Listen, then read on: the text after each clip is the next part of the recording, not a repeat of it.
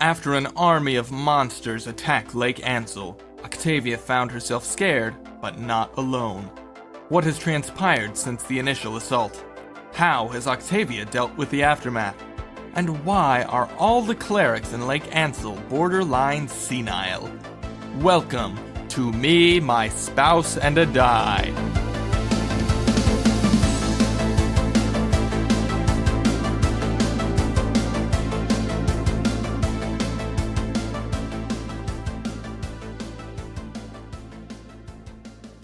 Welcome to Me, My Spouse, and a Die. I'm Gwyneth, your resident Aasimar, Octavia Marguerite Sinclair. And I'm Austin, your resident Dungeon Master. If you like what you hear in the next hour or so, please rate, review, and subscribe on iTunes or your preferred podcast app. The best way for us to grow right now is by sharing us with your friends, so please tell your RPG group about us or any of your nerdy friends you think might be interested. Or honestly, share us with those non-nerdy friends you've been trying to convince to play RPGs for ages.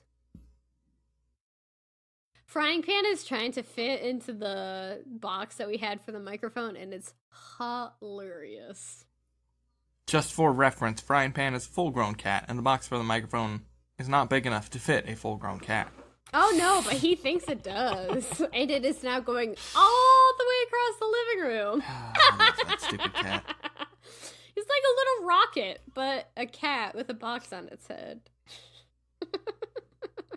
I think we need to make our cats the official, mascots of this podcast. I think they're already the official mascots of this podcast. Well, we haven't actually put any pictures of them up on, Twitter or Instagram, which I think we should. Are you giving me permission to flood Twitter with pictures of our cats? I mean, the internet loves cats. That is a salute and will do. If we have to sucker people into listening to our podcast just by posting pictures of cats, I feel like that's fine. I'm like, we're two introverts, guys. Well, I mean, that's why we're doing this podcast together, because we could never do this podcast with anyone else. Oh my gosh, that's so true. Look, I mean, the reason we so we moved to Pittsburgh, we didn't have any friends, and the reason we decided to start playing Dungeons & Dragons with only, I was like, I'll DM and you'll play, right? It's supposed to be a party of 4 to, 3 to 5, but we'll just do one-on-one. The reason we did that is because none of us were like, let's go just meet random people and try to form a group. Because the prospect of that sounds horrifying to me. Yeah. That's like my worst nightmare. I'm not good at meeting random people. I'm not good at role-playing with random people. I'm not good at meeting new people. I'm not good at talking to new people. That's why we're playing Dungeons & Dragons one-on-one. That's how this thing started. Because we were like, we don't have any friends. We're going to play with each other because,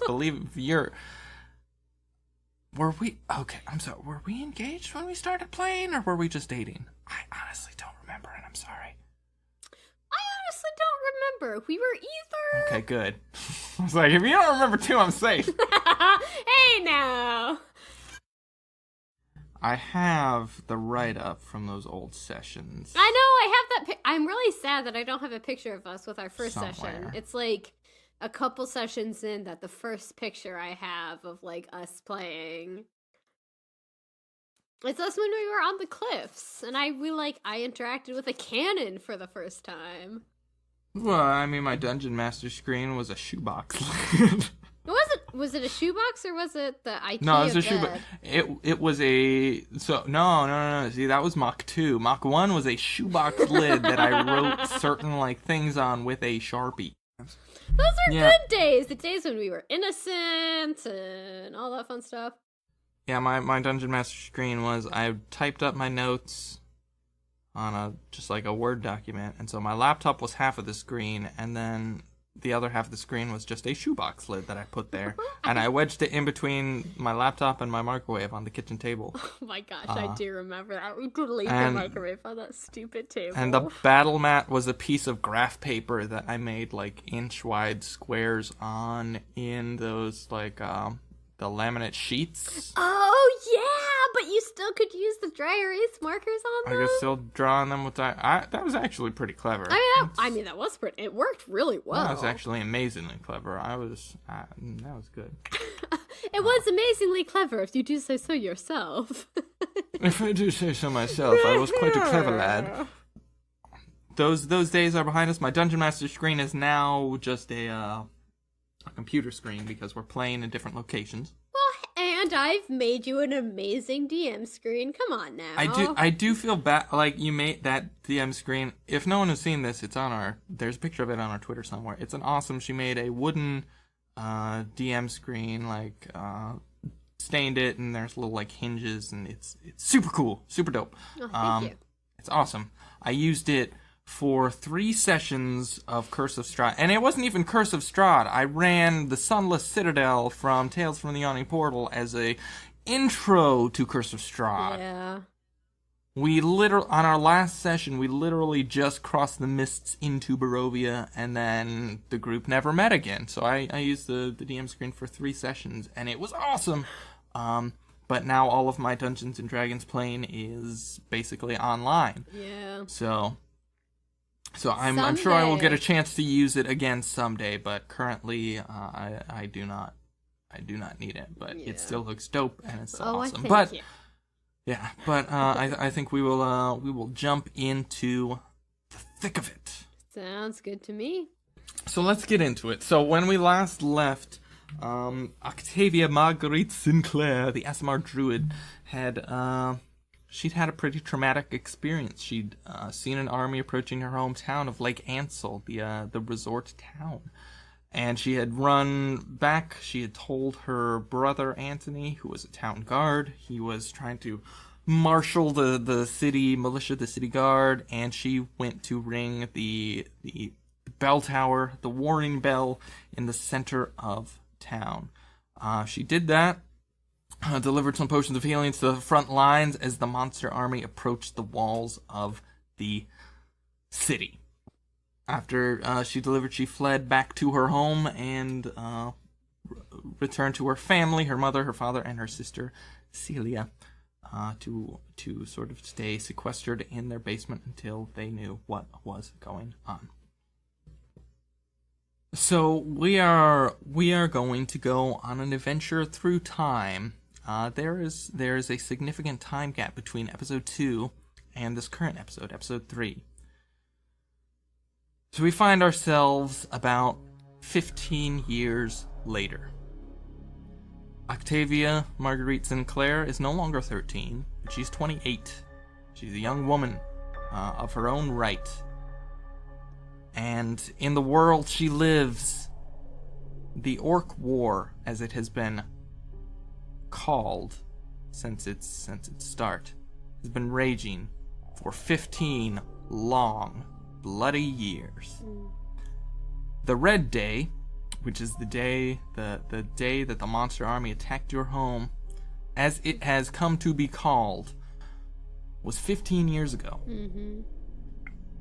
In the intervening time, you later learned that such armies marched not only against the likes of Lake Ansel, the quiet, quaint resort town on the shores of a luscious lake, but they simultaneously marched against every major city, against Stagpine, against Illystria, against the dwarven city of Grundikov, against the dragonborn kingdom of Malik. These armies marched across every major city-state, every major settlement in the land, and burned smaller towns and villages outside of the city walls to the ground. And eventually you learned that the name of the leader of these armies, an orc warlord named Crag of the Bone Splinter clan, was at the center of this attack. Many were lost that day, but for most of the city-states, the initial onslaught was pushed back and held at bay. The leaders of the world were in shock. Their people were mourning and in terror. No one could imagine that the monsters of the world, because as the fighting went on, it was not just one race. It was not just the orcs. It was the orcs. It was the goblins. It was the kobolds. It was the giants of Absalon's tale. It was the creatures deep in the forests, all banded together in one unified army. That these monsters that were notorious for infighting, for territorial disputes, for a lack of loyalty or allegiance to anything other than the immediate clan and family that they belonged to. The fact that they could unite and organize in such a profound and devastating manner was unheard of and unthinkable. Lake Ansel, in the days after the Red Day, managed to push back the siege after several days of intense and brutal fighting. The force that attacked their walls was relatively small, as Lake Ansel itself was not known to be a military power. But the army seemed to have underestimated the defensive capabilities of the town. Other city-states fared better, some fared worse. The Elves of Illystria were not breached. They managed to repel the attack rather handily. The Dragonborn of Malik suffered siege for months, but eventually prevailed when the monster armies could no longer supply themselves with provisions in the desolate desert that is the Parch, where Malik is located. Stagpine's famous wall of Asgeath was breached, and its citizens were forced into the center of the city, but after weeks of bloody, brutal fighting, they eventually took the city back.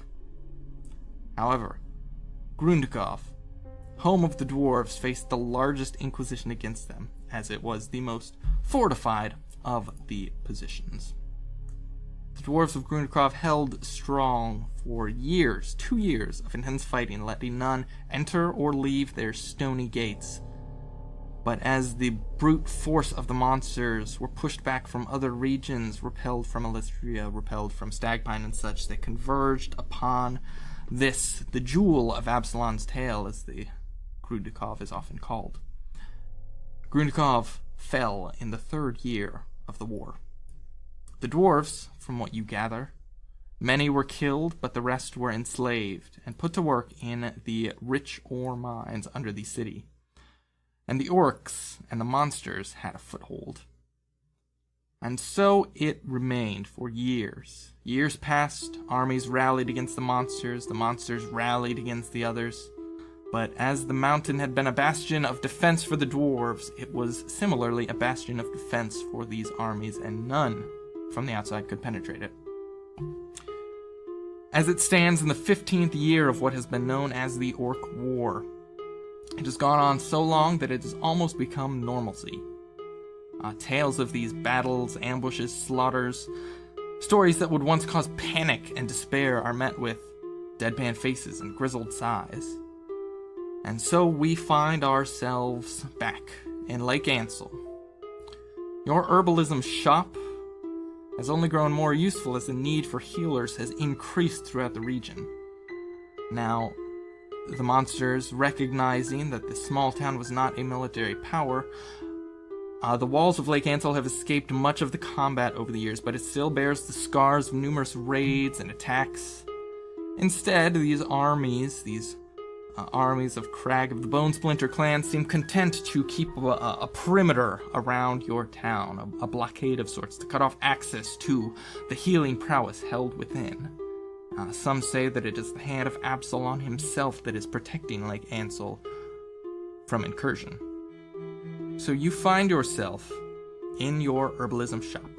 Your supplies are running low, as it is difficult to get out and gather new ones, and there are orders to fill from the temple, from others who are organizing smuggling operations to send medicines and treatments outside of the walls to those that are affected.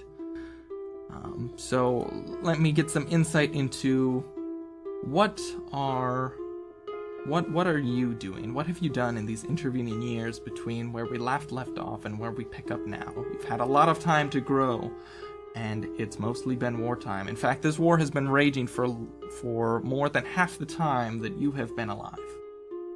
For Octavia, surprisingly, not a lot has changed. Honestly, she feels that she knows that her prime responsibility is to her family. And again, as the eldest who resides with her parents, she sees that the responsibility is even more upon her shoulders as this war has continued, as these continued trials and turbulence throughout the land. She has potentially, made a more significant,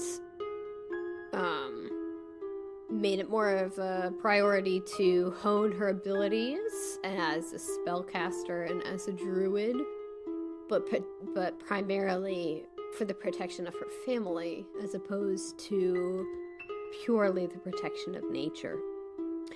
So you find Octavia in kind of a split situation. She is someone who has very intense ties to nature, especially to the mammalian forms of nature, but at the same time, she loves her family more than she can express due to the losses that her family has suffered due to the loss of siblings. And because of that loss, she believes that her utmost duty is to her immediate family. And so you see her much in the same way that you saw her 15 years prior in the Mushroom Cloud, in their herbalism shop, in an attempt to both bolster the family financially in helping the shop succeed, but also bolster the family in being a force that can be reckoned with, in that she can protect physically the family due to her abilities. Now, as you talk about your family, there's one thing that I think we need to clear up. Oh, yes.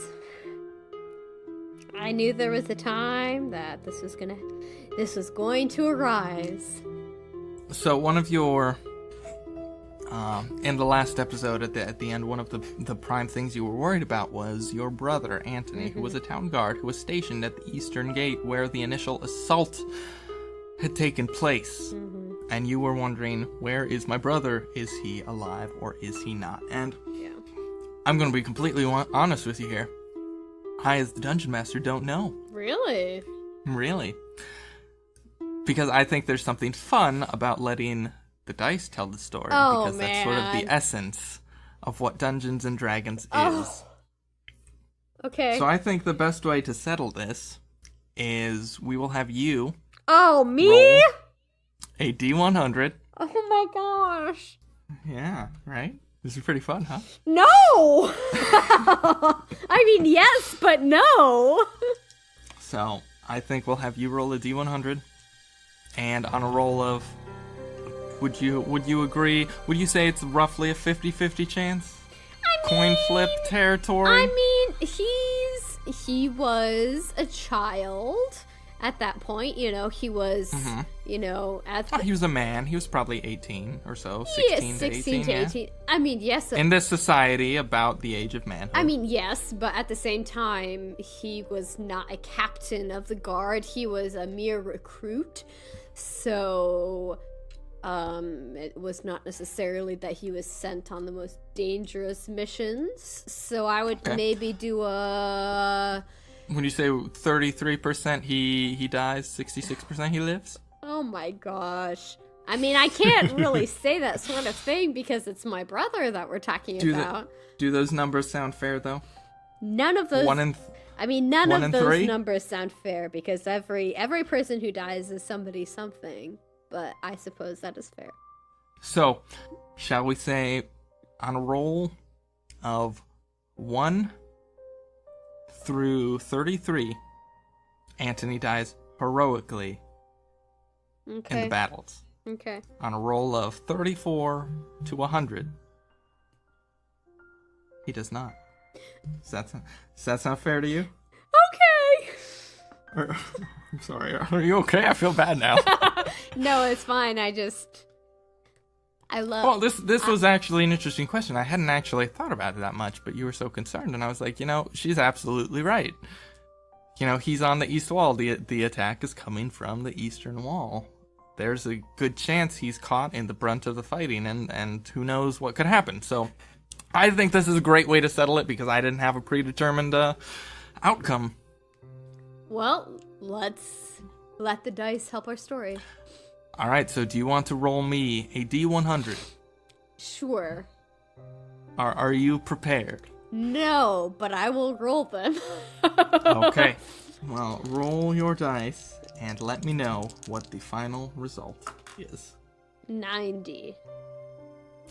Well, congratulations. That is a roll that is not 1 through 33. Wait, really? Yeah. Oh my gosh. I don't know if I would, how would I, oh man, if Anthony had died, I honestly don't know. Okay, whew. So, in the aftermath of that initial battle, things were a bit touch and go there for a while, but after hours and hours, you eventually got word that your brother Anthony was, in fact, safe. He was not killed in the initial onslaught. And as the fighting went on through those days of the initial attack and pushing it back, he survived. He may have taken a few, maybe an arrow to the shoulder, maybe knee. A sword slash, something like that. But overall, he has survived, maybe plus a few scars till the present day. And I mean, it's been 15 years. Mm-hmm. At this point, he's a grizzled veteran. The years of war have aged him far more than the 15 you would imagine. But he is alive. He is well. Well enough. Oh my so, gosh. So tell me about So you're in the shop. Your parents are 15 years older. Your younger sister is 15 years older. What's sort of the climate like? What are you the primary sort of? Do you run the shop? Do your parents just help? Are they running the shop? What do they do? What do you do? What's this? My parents primarily run the shop, and Octavia's role is the primary, merchandise gatherer, as you will. She's the one who would, go out and procure a more exotic herb or a more exotic fungi to add to the shop or to satisfy a peculiar order that a customer has requested.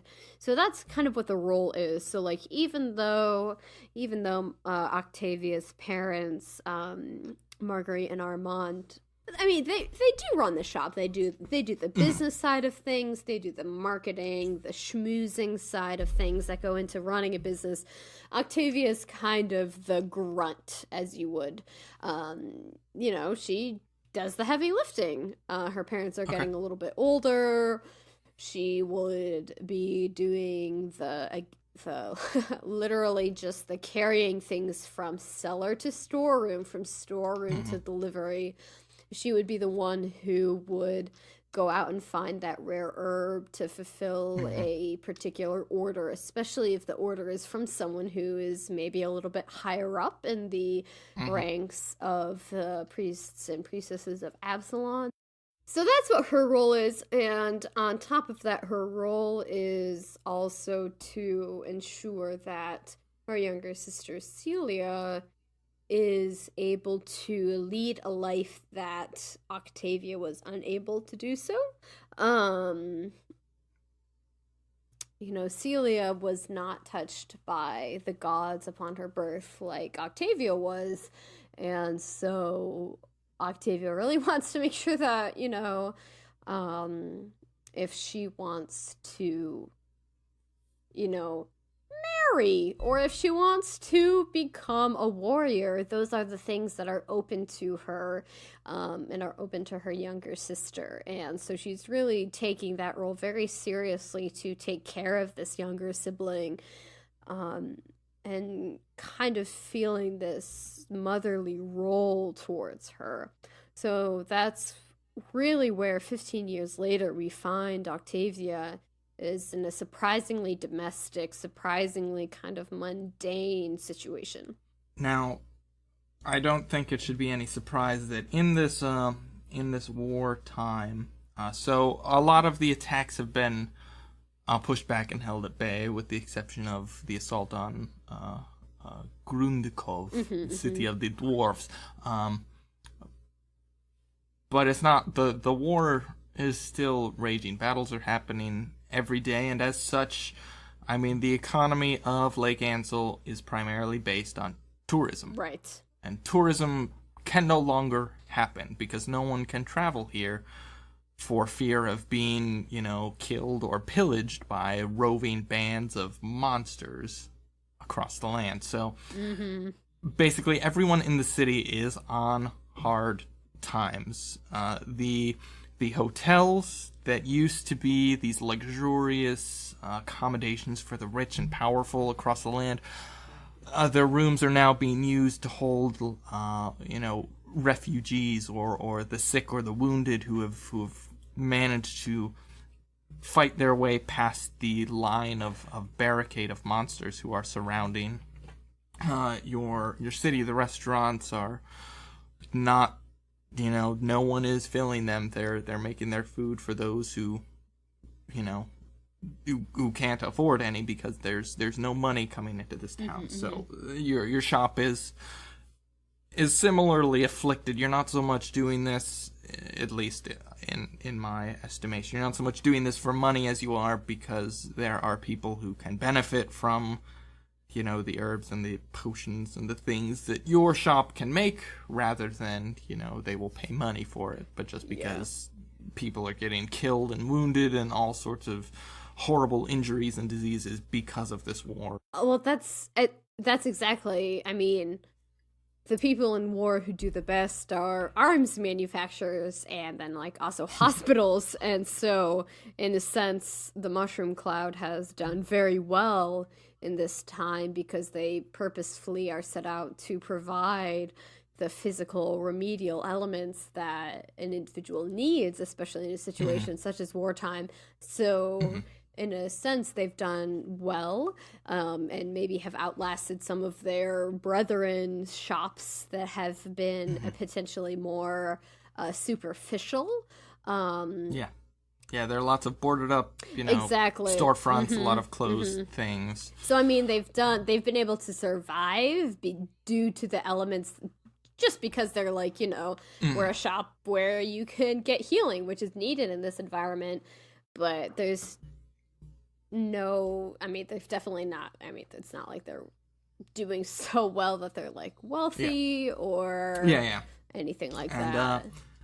So the Temple of Absalon is sort of, they're the main coordinators of the city of getting things past the barricade. So sort of a smuggling operation to get things past the barricade so it can be sent to, whatever city, Malik or Illustrior or Stagbind, that needs, aid at that particular moment. But so that's probably where most of your business is going. So you find yourself on another typical day in the middle of this war that, again, is sort of, it's been going for 15 years at this point. It's normal. This is life as you know it. And you are tending your shop. And as you are tending your shop, the bell, ding-a-ling-ling, above your door rings, and you see someone enter. So you see a man walk in. Okay. He is not a human. Oh. He is an elf. Okay. He's tall. Okay. He's not abnormally tall, but he's probably 6'4"-ish. He's tall, but he's not crazy tall. Where am I? Am I behind the counter or? Well, you answer that. Where are you? I mean, that's where my usual stead would be, but if I'm doing inventory in other areas of the shop, I could be there as well. Yeah, so he walks in. He's very tall. He's sort of got a long, gaunt face, steel blue eyes. His hair is black, but it's graying at the corners, and he has a well-trimmed black goatee. And beyond all that, you note that this guy is built. Okay. He's like a tank. He's huge and muscly and just gigantic. He's wearing a chain shirt, and he's got a a great axe slung across his back. But he also looks pale, and he's panting as he enters the store and sort of rushes up to the counter. Okay. So he walks up and he sort of puts both of his hands on the counter and he's breathing heavily. And he says, "Hello, are you Octavia? Octavia Sinclair?" Yes, I would be. What can I do you for? He's again panting, sort of labored breathing. He says, I've traveled for many miles to come see you. I barely got past the barricade. I need your help. An elf needs my help. Now, that is something that I find ironic. What do you need? Yeah, you can see that he doesn't look good, and as he's actually on the table, you can see that he's sort of scarred with fresh wounds, and there's like a dart or like a small arrow sticking out of his back. And he says, "I just broke through the barricade around the city. I came again from many miles away to see you specifically. I brought something for you, but my pack as I was escaping from the monsters, they took it. I need your help to get it back." And then he just sort of face plants on the counter that he's leaning up against and sort of just slumps and goes limp, and he's still sort of breathing heavily, and he looks barely conscious at this point. Octavia is not enthused to be harboring an elf, but she is fundamentally good, and if someone is in need in front of her, she's not going to just let them die in front of her. She'll cast Cure Wounds on him. Oh, okay. What? Yeah, roll them hit points, yo. So she gives him 9 points of healing. Perfect. At that, you can see some color sort of return to his complexion as you cast this spell, and he inhales deeply, and sort of his posture changes. He picks himself up off the counter, and he stands up straight and sort of rolls his shoulder and reaches back and plucks the arrow out. And I say, and looks at it. "Elf, what is your name?" He says, "My name is Karhun Sirius. And as I said, I have come very far to speak with you, Octavia. Uh-huh. But I brought something for you. Something I need to get to your hands very desperately. But as I have said, the monsters in the border have it. And I need to get it back. And I was hoping," and he looks a bit sheepish for someone so bulky, and he says, "I was hoping you might be able to help me." She kind of cocks her eyebrow at him and, "You want me to help you regather the thing you want to give me from the people who took it from you?" He says, I know I am greatly embarrassed that I need your help for such a task, but it is of grave importance that I give you what I give you. What is it that you want to give me? I can't. He sort of, he steps back and sort of looks like he's thinking about what to say, and he says, "I know you have no reason to help me, no reason to trust me, especially in such trying times. I do not. But I need..." Your people have only ever given me a reason to distrust your people, so if you want to bulk that stereotype, I would say be very persuasive. He says, "I have something for you which I cannot explain. Uh-huh. I do not understand it myself, but I believe it to be greatly important for both of us that you receive this. I need... My people, I do not know what they have done to you in the past. I do not know how they have wronged you. I do not know how they have treated you or your kind. If it's anything like I may imagine, I am sure, it was not good. But do not judge me for the acts of those who I do not know. All I know is that I need your help, and I think it will benefit both of us if you come with me on this and help me retrieve this lost arm. I'm sorry, I know this must sound very, very suspicious. Where did you lose it? So I come from Elistria. Mm-hmm. I crossed Absalom's tail. Mm-hmm. It was a very trying journey. I am sure. And I'm sure it was I am sure it was so hard. Oh, your delicate elf sensibilities crossing the mountains. Oh, dear. He looks at you stony-faced, and then he continues, and he says, I cut south and followed the river Greta up. The barricade seemed to be weakest at that point. It was the frog people, the grungs. Mm-hmm. I managed to escape from them. They caught me approaching, and they pursued, and they managed to take my pack from me, but please. You lost your pack to the frog people? Have you fought the frog people before? They are formidable opponents. Do not judge them for their size. I have never been captured by the frog people, so no, I cannot say that I have had my belongings absconded, but with them. He says, I was not captured by the frog people. They stole my backpack. That is all. He says, look, I am... You have no reason to help me. You can say no if you want. But I am going to go and try to get that back, and I'm going to try to bring it back to you. And I may die in the process, and if I do, I want you to know that you could have done something to stop it. And he just sort of, he begins to turn, and he begins to sort of make his way away, but it's one of those, like, he's doing this to make a statement, but he's like, maybe she's gonna stop me and say something. I don't think you are in any shape to be going out immediately, do you? He says, it is true, I am not in tip-top shape, but as I've said, the items I lost are of grave importance, and the longer I wait, the more chance it has of falling into the wrong hands.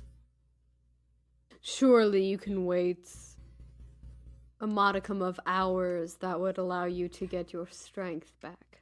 If you're proposing are you proposing that he take a short rest? Yeah, I don't know. Okay. I mean, he's an elf, so he can take his rests are shorter. 4 hours, yeah. He says, I'll wait here until nightfall, but then I am going, and I would like you to accompany me. Tell me more about why I should accompany you. As far as I know, you have an object that you need to bring to me that you have lost. I have yet to see the urgency as to why I should accompany you to recover something that you, in your inability, have been able to bring to me. He says, he looks down at his feet, and then he looks back up at you, and he says, I know I am not making a very strong case. No. He says, I promise I will explain it all, but I cannot right now. Why can't you right now? If I could tell you I could not explain it, I might as well just explain it in the first place. So I think you're just going to have to take my word that I cannot explain it right now. That is an argument of fallacies. You still have the ability of words, yes? Why don't you use them to explain to me this object, the reason that you need to bring it to me, and the reason why you, an elf of all people, would seek out the Sinclair family? Look, if my people have treated you anyway like I imagine they would, you know that no proud elf would come to you begging for your help. So I will humble myself before you, Octavia. I will humble myself, Miss Sinclair. And he gets down on a knee and he says, Oh, are you serious? I beg your help. I, an elf, need you. Octavia is super duper taken aback. Throughout her experience, she has only ever seen elves treat her family as inferior beings because they are not elves. And so seeing this is honestly shocking. And she takes him a lot more seriously now. Okay. Because this is something that just a flippant elf would not do. This reeks of urgency. So she says to him, "You do not necessarily need to take a knee, but seeing your posture has indicated to me your honesty in your plight. And now I take more seriously what it is that you are saying to me." Does this mean you will accompany me? Not necessarily. I think that there should be time for you to rest, because in any way, shape, or form, you are not in any capability to kind of go out and adventure, as she looks him up and down in his kind of bedraggled, exterior. Mm-hmm. But let me think on it a few hours, and then I will give you my answer. I will return at dusk. You will find me here. I look forward to it. And then he turns and he begins leaving your shop. Okay. She lets him go. Is there anything you do between now and dusk? She thinks a lot. Octavia and the Sinclair family, her family, have only suffered kind of marginalization and pain from the hands of elves, especially the elves of Alistria. Mm-hmm. And so she approaches this guy with utmost suspicion. But for him to take a knee before her, she has never seen an elf humble themselves to that extent. And for that, she tends to believe him. Okay. And so she would tend to think that she should go with him and figure out whatever it is that he is needing to bring to her. Maybe it has to do with those dreams that she had when she was a teenager. She doesn't know. But she communicates to her family, to her parents, that upon dusk, she will be heading out and will hopefully return within 24 hours. Okay. They all share their concern, but if this is what you are set on doing, they do not argue terribly strongly. So do you do anything, or do you wait until dusk? I probably wait, honestly. Octavia, okay. Octavia is nothing of a shut-in, but in a sense she is. Her entire world is kind of centered in this shop in Lake Ansel. And so, she doesn't really have anybody that she would go and tell. Antony is... she would like to tell him, but their relationship has just deteriorated through the years as he has been promoted through the ranks of Lake Ansel's militia. Mm-hmm. So she's like, maybe he'll hear about me leaving, maybe he won't. Maybe he'll hear and maybe he'll care, maybe he won't. So kind of the most preparation that she'll do is that she'll prep, food, she'll prep, make sure that her staff is, free of splinters, kind of where she's left it. She hasn't picked it up in a long time. And make sure that she's kind of ready to journey out beyond the walls, which she hasn't done in a while. Well, dusk comes, and the elf returns to your shop. You hear the bell ring, and you see him standing in the doorway. He looks a little bit better. He's got some bandages over where the wounds you saw were, and looks generally up to snuff. Mm-hmm. She nods as he enters, but says nothing. He nods as well and says, "Are you going to accompany me?" "I will accompany you, but don't take this as an indication that I trust you necessarily. I will earn that trust, I am sure. We can all hope. He steps out of the door and holds it open for you to come and follow him. Octavia nods her head in acknowledgement of his courtesy and walks out the door. Give me just a hot second. Okay. Oh man, Octavia meeting a bunch of elves. Oh my gosh, what is this? What? What? What? No, you did not. You did not make her little sidekick an elf. Oh my gosh. I love you too. What did you do? What did you make? You are the butt!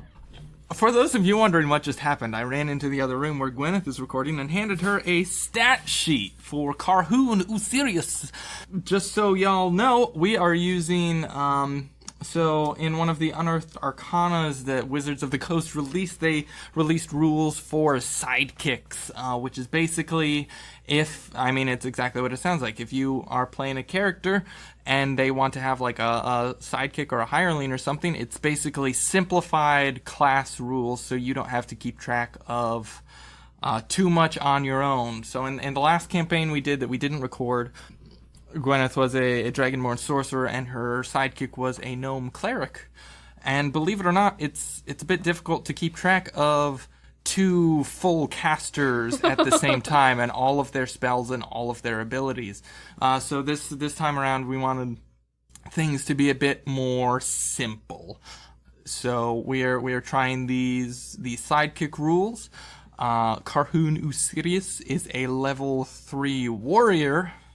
And yeah, I think he's pretty cool. So yes, I've given you an elf cool. right now. He is pretty cool. Octavia. Because think of the role-playing Octavia opportunities. hates him. And that's why it was the best choice. As soon as you were like, I distrust elves, I was like, I'm gonna give her an elf. No, you're so bad. So, So how this is going to work is, so Gwen will control, she'll obviously control Octavia and everything she does. And in combat, I gave her the stat sheet for Karhun and all of his stats and abilities and attacks and whatnot. And she will control him in combat, but I will do the RP of him.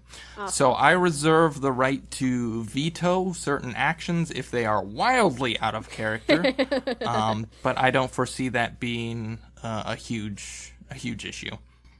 Basically, like if there's an innocent bystander and he goes up and he's like, attack her with my great axe, I have the right to say no, he would not do that. He is new. So yeah, so you get to, you will control him in combat, and I will control his role-playing. So, you step out of the shop with this burly elf. So elves are typically, everyone, when they think of elves, they typically think of, like, Tolkien-esque elves, tall, slender, slim. They look frail, but they're very,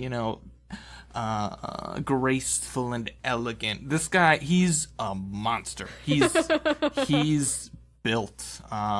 Imagine like Dwayne The Rock Johnson. If Dwayne The Rock Johnson was an elf. Oh my gosh. It's basically this guy. Okay, I can live with that. And if Dwayne The Rock Johnson was sort of a Spaniard with a goatee and an elf. Okay. That's where we're going. Hot dang. All right. So, alrighty. So he has requested your assistance. He broke through the barricade, but while he did, a group of grungs, or frog people, stole his backpack. Oh my gosh, like how incompetent can you be? Like a bunch of frog people stole your freaking backpack?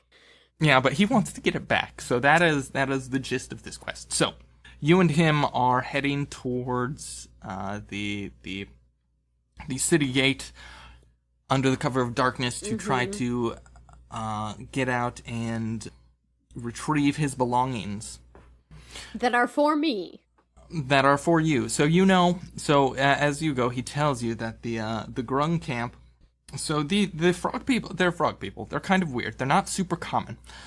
He tells you that their camp is. Well, I'll tell you this. The barricade that this monstrous army has made around the city of Lake Ansel, it's about a mile in radius outside of the city. So if you go a mile away from the city walls, that's about where the barricade starts. Okay. The Grungs, or these frog people, their camp is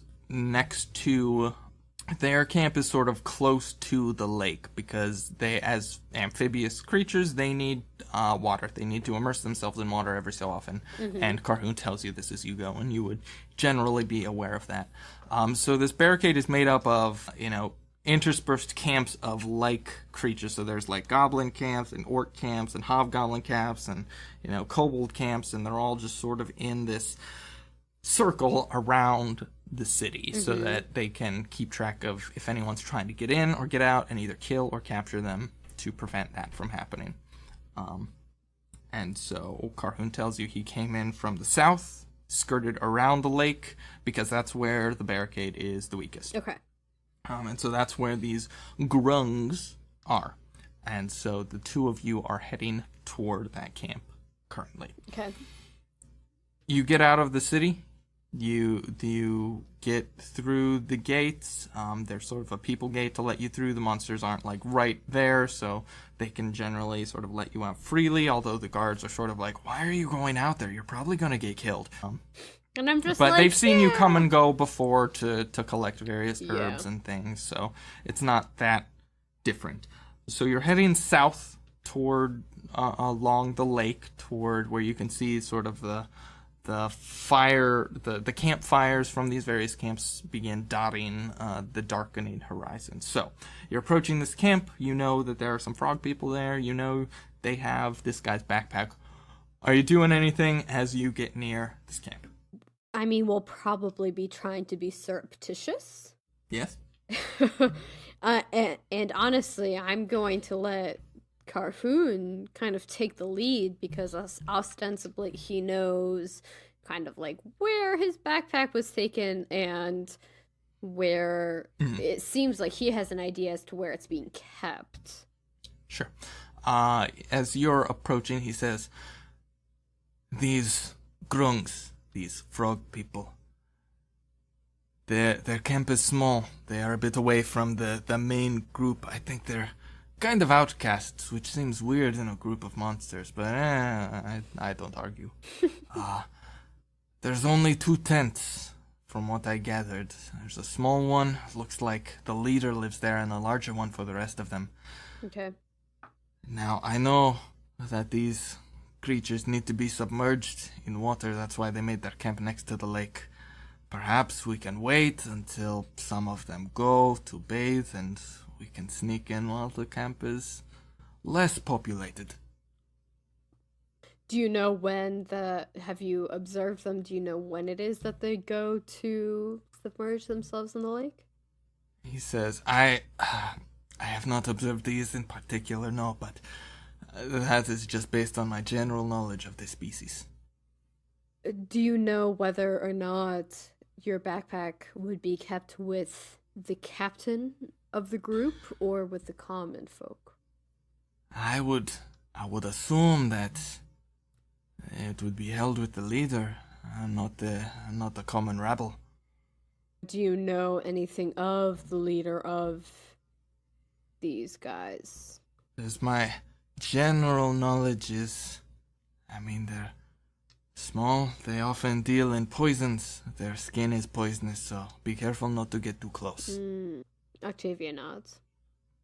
So at this point, you guys are sort of approaching their camp, so you probably start to crouch low and make your way slowly towards them. As you're approaching, the campfire is a bit a ways, and you can see, as he described, 2 tents, one slightly larger and one slightly smaller, and a few short figures. They look to be about as tall as a gnome might be. Mm-hmm. They're sort of gathered around the campfire. What do you do? Octavia will look to Karhun, and she will say, Let us observe for a while and see exactly what their motions are. Okay. So do you guys just sort of hunker down and camp out for a while? Yeah, we'll just kind of, see what the comings and goings are. Is there a guard? Is there a changing of the guard? That, kind of that sort of thing. Just kind of get an idea of what it is that we're even looking at prior to trying to infiltrate it. Sure. All right, so you hang out there for an hour or so and just watch the camp. You guys get hunkered down in the grass and just watch. And you can make out about 5 distinct figures wandering around the fireplace. Okay. I'll say they don't, there's not really much of an organization as you observe it, but after about an hour, maybe creeping up on an hour and a half, you see that 3 of them, there's a discussion, they all sort of meet around the campfire, and then 3 of them begin to break off and head toward the lake. Okay. And you said these creatures are about as big as a gnome? Yes, they are small humanoids. Small humanoids, okay. Yeah, I will show you the picture afterward because they are adorable, and you would probably be like, oh, I don't want to hurt them. That is very me. I cannot make friends with all of them. They all become my buddies. But they are also evil creatures. Oh, so. well, I don't like that. Yeah. Okay. So 3 of them start breaking off, and you see them go toward the shore of the lake, and they start to wade in. Do 3 and more... Karhun says... Wait, do what? 3 more come to bolster the ranks of the 3 who left? Nope. Oh, Nope. Okay. It seems like they're doing it in shifts. They don't... Karhun seems to explain to you that from what he knows, they don't have to submerge for like hours at a time, but they have to, get some water in their skin, rehydrate once a day at least. So okay. this seems to be the time that this group is going, and the other group will probably go either later or maybe they went earlier in the day. Okay. So they're taking a little nighttime bath. You get their little rubber duckies out. Well, Octavia will ask Karhun, describe to me in detail what exactly your backpack looks like. He says, well, it's kind of a nondescript backpack. It's a leather pack. It's got, straps on it. It's got a big old pouch. It's a backpack. I don't know what you want me to say. It's not like, You don't have any pins on it that are like, describe, make it really obvious what it is. My mind is blanking on the brand that has the fox on it. What's the brand that has the fox on it? I know Backpacks. exactly what you're talking about. Yeah. Oh my gosh, I bought you one. You did buy I even one. bought one for you. I don't know what it's called. Hold on. Is it like a Fjarlin or something? Fjall Raven. Yeah, there we go. I was pretty close. He's like, it's not a fall. Man, that joke would have landed a lot better if I knew that term. He says it's not a Fjall Raven or anything like that. It's just a backpack. Octavia nods, and she communicates to him what her plan is. And so she says, my plan is to sneak into the tent of the captain of the guard and find out your backpack. I will then put your backpack within my backpack, and I will attempt to surreptitiously return to you here. I intend to do so through the use of wild shape, so you may see me in the form of creatures. Do not be alarmed. That is something that I intend to do, and I don't know what other plan we could have. He says, you want me to wait for you here? I would think that, wait for me here unless you hear a great clamor of people fighting each other. And then if we have a great clamor of people fighting each other, why don't you come and help me? He says, if you insist, Octavia. Are you do what you say. Sneaky? I gave you the stat block, so I actually don't remember what his dexterity is. It's honestly better than mine, but if I'm like a rat... I mean, he was willing to do what you say. He's sort of taking your lead on this. Okay. I am going to wild shape into the sneakiest creature that I can be, which is which is going to be a house cat. Aww. I know. Kitty. I'm going to turn into a little frying pan. What does your cat look like? My cat looks like frying pan. My cat's a little black cat. I was going to say, the listeners do not know what frying pan looks like. So we have 2 cats, and one of them is frying pan, and he's a little black cat because he looks like a little frying pan, like a cast iron skillet frying pan. So a house cat has, like, better stealth than, like, a panther or something? Well, I want to be small. Okay. Sounds good. I just wanted to make sure, but that sounds good. So you turn into a house cat? Yeah, because I'm not anticipating being attacky in this mode. Yeah, your form sort of compresses and forms into that of a house cat, and Karhun does not seem fazed by this in the slightest. And prior to wild shaping, I tell him, follow me as quietly as you can. And should you hear noises of, like follow me up to the edge of the leader's tent. And then if you hear combat inside, do come in. But if you don't, let me try to like sneak my way out. Okay. So as you do this and as you say this, and as both of you start beginning to creep toward the tent, you see that the 2 grungs that are left, one of them stays around the campfire and the other retreats into the smaller of the tents. Okay. So there's one at the campfire and one goes in the tent that you think the backpack would be in. Oh, okay. Okay.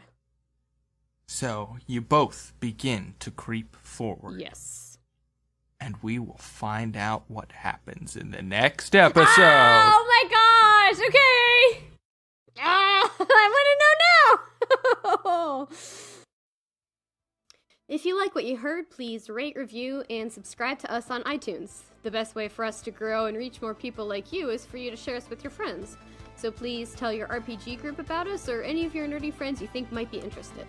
And if you want to get in touch with us, shoot us an email at memyspouseandadie@gmail.com. We'd love to hear from y'all, and we always try to respond to each message we get. Oh, and we want to thank Syrinscape for the amazing atmosphere and music. Make sure you check them out at syrinscape.com. That's SYRIN scape.com. Catch you next week!